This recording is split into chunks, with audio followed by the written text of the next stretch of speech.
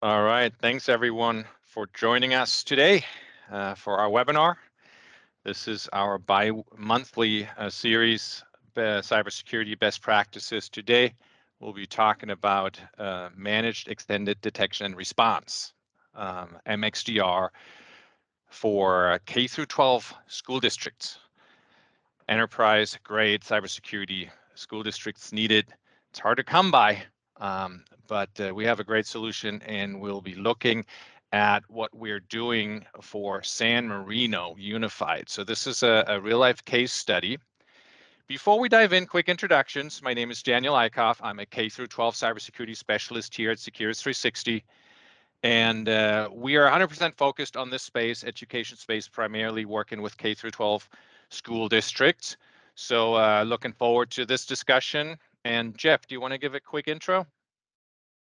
Absolutely. Thanks, Daniel. My name is Jeff Tuttelbaum. I'm a senior solutions engineer for Secure 360, and I have over a decade of experience in IT. All right. Yeah, Jeff is very knowledgeable. Glad I could get him for this conversation here. So today, in the education space, it's a very traumatic statement here, but unfortunately, it's true. The education space is under attack. This is kind of a visualization of this fact. This is an interactive kind of heat map that we put together. It's available on our website. It's based on news reports and cyber incidents that have been reported by schools recently. So this does not represent all incidents, just the ones that are basically we have public information on, but you can click these little markers and get some details on the events, news reports. Interesting tool. The problem is the hackers, ransomware gangs are after the children's data, right? And school districts have a lot of sensitive data, which makes them a prime target. And once the data gets out, it's devastating for the families. Ransomware, in particular, is the most devastating type of attack, particularly for school districts. And the recovery cost for the average district is around $1.6 million, give or take. And this is for an average school district with maybe 5 schools. So if you have 10 or 20 schools, costs can go up higher real fast. Attacks are coming more frequently. They're getting more sophisticated every day. Even large school districts like LA Unified are not immune to that. LA Unified got breached about a year ago. A little over a year, was all over the news, obviously. Second largest district in the nation. And yeah, it was a huge fallout. Minneapolis Public Schools is another example. It's a lot of sensitive data was released and sold on the dark web. This is a good example, Denver Public Schools, where 6 or 9 months later, we're still finding out the extent of the breach and the extent of how much data was actually made public on the dark web by the ransomware gang. Double extortion is often occurring these days, where even when the victim pays the ransom, the data had at this time already been exfiltrated and will still be sold by the bad guys. So they are kind of profiting twice. And if people slow walking like Denver Public School, no offense to them whatsoever, school districts often don't want to come out with all the information publicly right away. That makes total sense from a cybersecurity perspective, also from a public relations perspective. But interestingly, the bad guys are getting impatient with their victims not making it public. So they started communicating directly to the students or the parents. In this case, with Bluefield University, they hijacked their emergency alert system and sent texts and emails to the parents and the students directly. In other cases, they just simply steal their email addresses from their victims' network and email students and parents directly. But in this case, they actually sent a link to a dark website or a website where they showed exactly copies of the documents they had stolen. So not good. This is from the district administration, a study that shows that the education industry is now the #1 target for cyber attacks in the US. This is another study. There's a lot of them out there. They all show the same thing. In this case, K through 12 is the most highly targeted. But we can help. School districts need help, as they do in the private sector, but we are 100% focused on K through 12, and we have a great solution. In this case, today, let's take a look at San Marino. San Marino is one of our current customers, and they're located in California. 4 schools, 3,000 students, just under 300 faculty and staff, $50 million budget. So they are, kind of a average size school, give or take. They have a really capable IT team. By now, we've met all of them, I think. The problem, though, they never had any dedicated cybersecurity staff. A bunch of great IT guys, and they did have a cybersecurity incident, in fact, before they engaged with us. So they really needed help. Quick note on their infrastructure and their security stack, because we'll be talking about some of these things in a minute. But 1,000 workstation servers, different cloud environments, different productivity tools like Google Workspace, Office 365, a couple core switches, and they did have a couple of cybersecurity solutions in place that had a very powerful firewall, and they had an EDR solution in place. Security was a huge priority for them, but they just couldn't do it all. And so let's take a look at what they were up against. With a small and limited budget, a small staff, no cybersecurity folks, they just didn't have the bandwidth to accomplish everything that they needed to. They had, like I said a minute ago, they had some solutions in place, cobbled together a little bit, and they were still vulnerable. So with the digital footprint growing, thousands of student devices, cloud, of course, they did not have the visibility across their entire network that they needed. And in order to do that, they needed an integrated, automated solution, which they just didn't have. With K-12 districts now being the prime target for cyber attacks, that added a lot of pressure on the IT leadership, that's Dr. Choi, as well as the superintendent in the cabinet. So the district leadership really felt the pressure to protect their networks, protect that data. And so they realized that they needed help. They needed cybersecurity expertise. They needed the technology. They needed 24/7 monitoring. They needed a 24/7 SOC team, which they cost prohibitively just couldn't get done in-house. So what we ended up doing with them is this an MXDR managed extended detection and response and a full service SOC as a service platform. And I know this is quite the painting, but it gives us it's a good opportunity here to touch on different pieces of the solution and kind of get a good idea of how this is all coming together for them.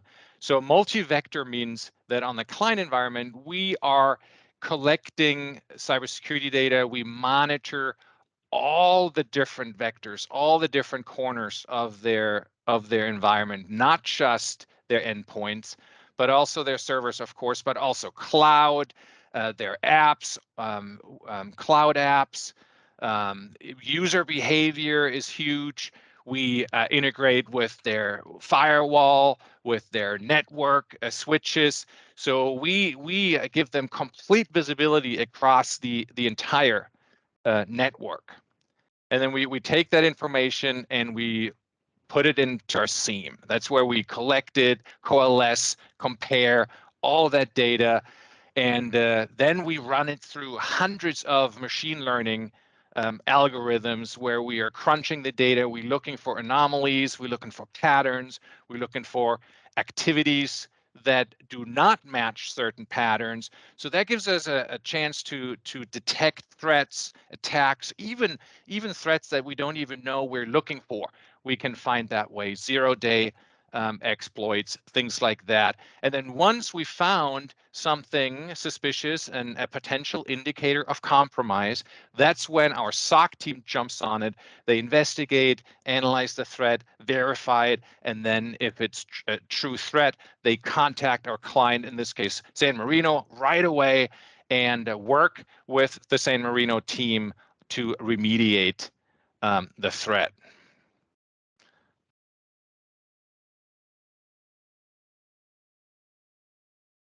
Why did they choose Securus 360? So these are different statements from Dr. Choi, the CTO there, on their experience working with Securus and kind of the benefits and that they got from working with us. They were looking for a complete solution, and Dr. Choi is saying that before we had a patched together solution preventing us from seeing the entire picture. Now we have complete visibility across our entire infrastructure or environment through one comprehensive solution. They were looking for expertise, they were looking for the latest technology, they were looking for exceptional service, and they really appreciated the fact how we worked with them through the evaluation process, work with the team to really understand what they were trying to do and what they were trying to achieve, and then together we came up with the right solution with the right configuration. Budget, always a big issue with all the districts, with across the nation, and in this case, Dr. Choi is saying they of course they looked at a bunch of different vendors, and including some of the big names, of course, and they said they got quotes for 5 times as much as we quoted. I have not seen those quotes. I would love to see them.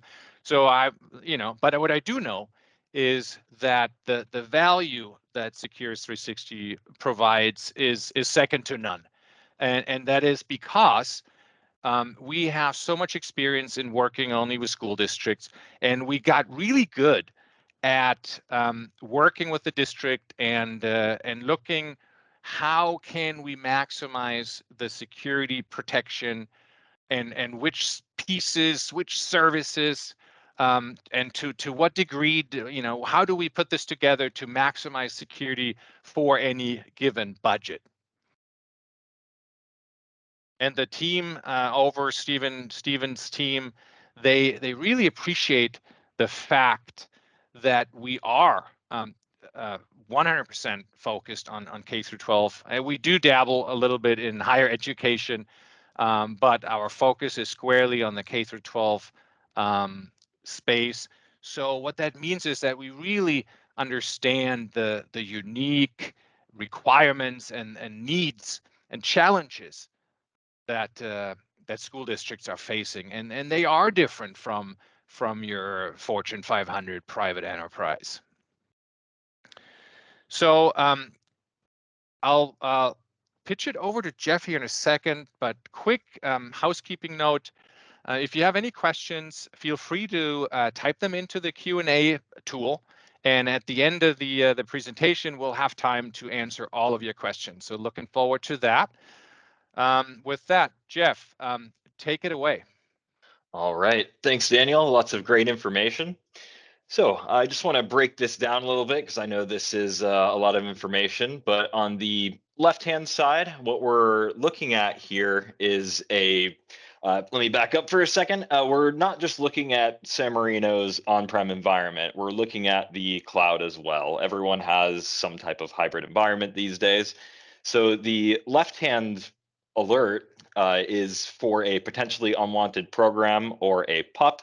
Typically, this will come installed with other installation packages that are being installed. Maybe someone didn't uncheck the box or something like that.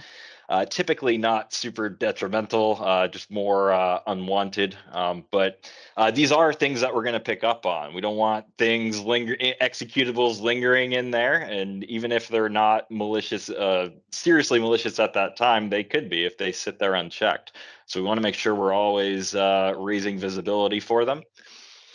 And on the right-hand side, what we'll see there is a unapproved foreign country login. Sometimes it could be international students. Other times, probably more often than not, account was compromised in some way, and you can see there the source IPs are all from Russia. So these are some items we were able to pick up on and alert accordingly. And as far as the alert types, just a general snapshot. The new user created, certainly with schools, it's as you're creating user accounts and things like that. I know San Marino's had some of those pop up. But we can silence those as well because lots of people don't want to be bothered every time there's a new user account. Every playbook's customized. We have a pretty solid playbook in place for San Marino so that we only alert them to things that they need to be alerted on. Maybe not a specific rule, but if you, for instance, you just want to be alerted if there's an admin account, that's something we can do. Similar on the cloud front, like G Suite or Google Workspace, adding an admin role to a user. Those are definitely some specific alerts that we're gonna alert you to. And just at the very bottom, if we look at unusual network activity, the more information or the longer it's been running, and we know what's legitimate, what's malicious, we'll know what's anomalous, and we want to bring that to your attention as soon as possible. All right, and so our dashboard, very proud of it. It's you can look at a lot of different items, whether it's benign alerts that came in on the right-hand side there, smack in the middle, whether they're malicious. You can comb through those at any time. I know San Marino really likes kind of combing in here quite a bit, but yeah, it'll give you a nice track record and has provided them a nice track record of everything that transpires, because security is never a set and done thing. It's always evolving as new threats emerge.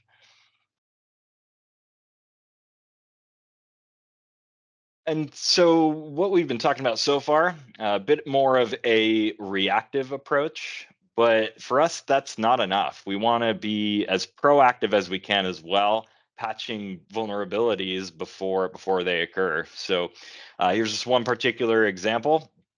So if there's a web server that had default credentials in it, right? If you plug in a router or anything like that, it's going to have typically admin and password. Definitely not something you want to leave on the network. And this particular alert is not in there, but we do show you the actual IPs or hosts as well. And as well, the severity is ranked accordingly, 1 through 5, 5 being the worst. And those are the first ones that when we see 5, we hop on with San Marino. We're like, hey, definitely want to go ahead and patch that. And the next month, we make sure that was patched appropriately. And we have monthly calls and reports that we send out. The reports are going to include the various case breakdown of occurrences, whether malicious, benign, and we couple that with the vulnerability assessment results as well. The security scorecard, they're a partner of ours, any additional data sources or integrations that you want added.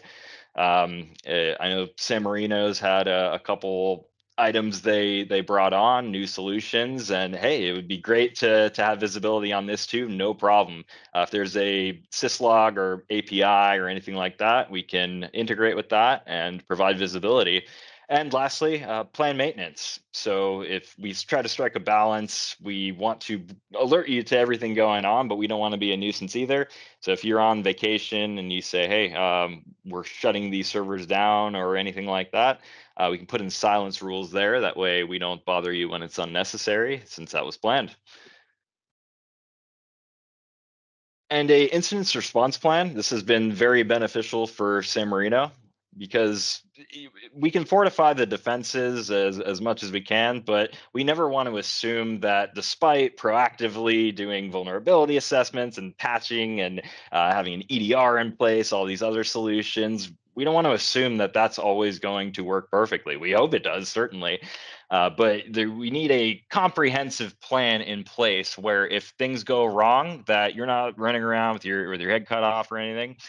We've spent a lot of time and really catered this plan for San Marino, where if something does happen, all hands on deck, everyone that needs to be contacted or notified for any personal information dissemination. We got a plan right in place. Everyone can get it resolved as best as possible. Yeah, that's true. Incident response plans often underrated, very important. Hey, thanks, Jeff. That was great. We'll do a lot of questions here in a minute. That was very interesting.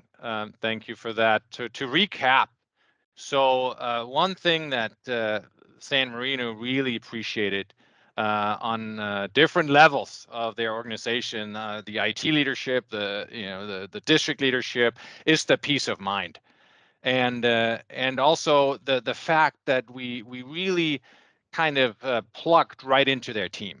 So we are always available. We communicate with them on a daily basis, and we are working. We are basically like a member of their team, working for them 24/7, 365, and which of course frees then up their team to do their thing, which is their core IT responsibilities, strategic projects, all of these things, saved them a lot of money.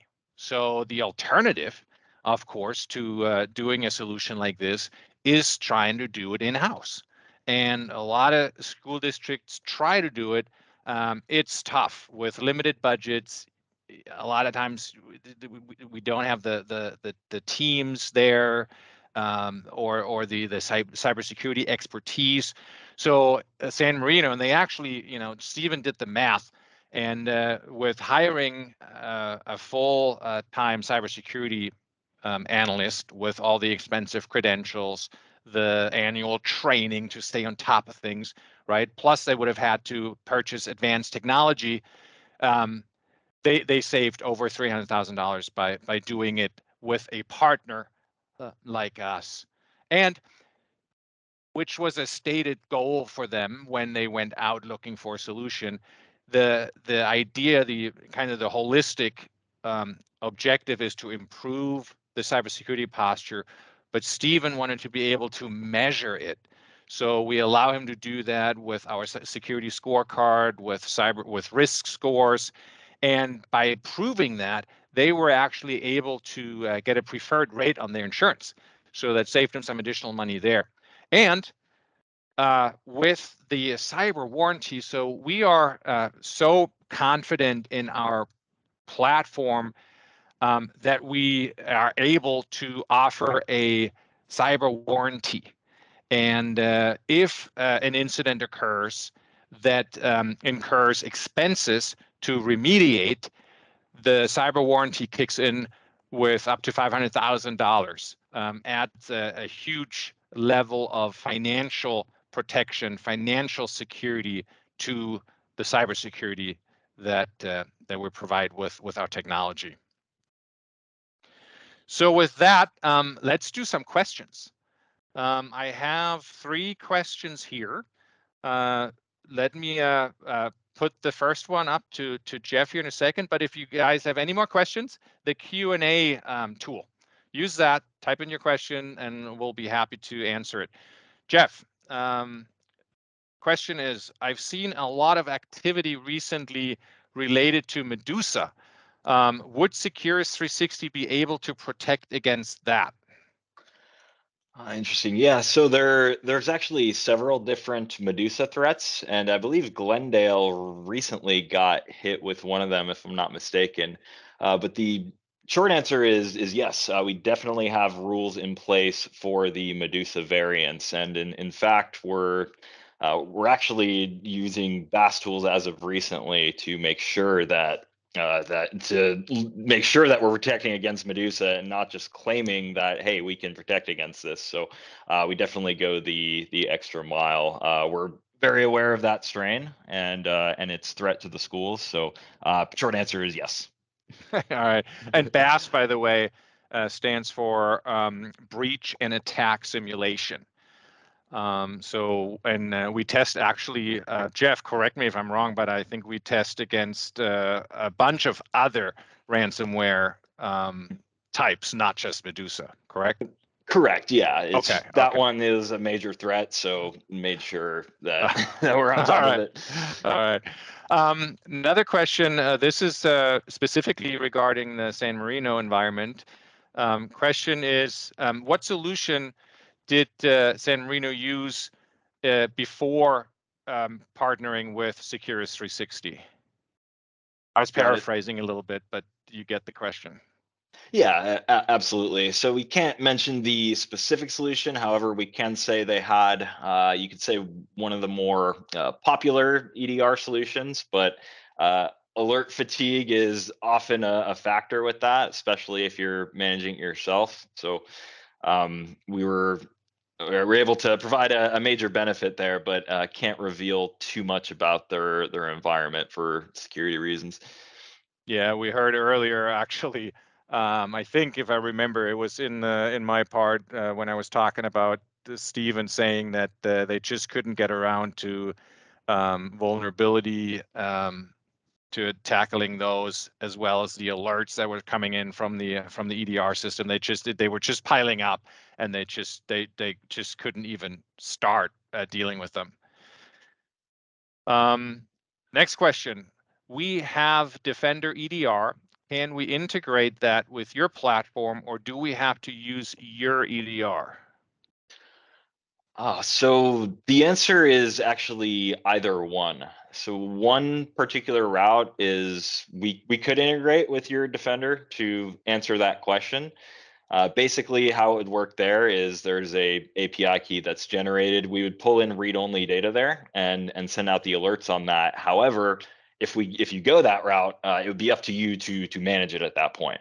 If you go with our EDR, we would be managing that for you accordingly. So there's a bit of you could do either one or even a mix for that matter. Some may choose to just throw ours on critical servers and then couple it with 360 with their M365. So we're pretty flexible there and versatile. We could do either one. Yeah, from my perspective, I think I would say that most or a lot of our customers do run a hybrid where they have Defender EDR or another EDR solution on all of their machines, and we keep that in place for the more non-critical machines, teachers, student machines, what have you. And then, so, like Jeff said, on critical workstations and their servers, those are basically high target and high impact machines. If they were attacked on those machines, then we put our EDR, so we have immediate and direct control. So if something occurs, we can isolate those machines right away and do and do whatever we can, and we can manage the EDR on those machines directly from our end.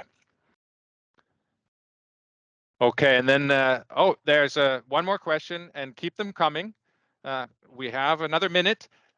Question is, how is the solution licensed? Is it per user? So let me think about that, and let me. I can say a couple of things about that. Probably not the best forum for this, so please feel free to reach out to me directly, and I'll throw my contact information as well as Jeff's up on the screen in a second. But to give you there a little bit of an idea, so we're not exactly licensed per user. We are kind of licensed per log source. And we have two different types. We have agents that go on your critical workstations and servers. So they would all be one license. But then, and that's a huge advantage, actually makes it really economical for school districts, the way we license all of our integrations. So remember, we just talked about how we integrate with your firewall, your core switches, with your existing EDR, with your cloud environments, your Google workspace, all these things. These will, each one of these, even though you have thousands of users on that Google, on Office 365 or whatever it is, thousands of users on there, it would only be one license as far as we're concerned. So it keeps it really economical. But again, I mean, there's, there's more things to say, but, probably take that offline or on a one-on-one. Any other questions? Oh, I guess that's it. Okay, great. Thank you for those. I hope we were able to answer them. If not, follow up with us. Happy to do that. Quick housekeeping note here. In 2 months, we'll have our next webinar. This is going to be an interesting one. We'll have our partner, Paragon Software, talk about disaster recovery strategy and planning and kind of best practices around disaster recovery. And they are so kind as to make available one of their senior techs to talk about all of that. So I'm looking forward to that. Keep your eyes peeled for an invitation for that. So with that, thank you so much, everybody. Appreciate your time. Again, Jeff's email address is here. So is mine. Happy to take any of this stuff we discussed today and dive into more detail on in a one-on-one discussion.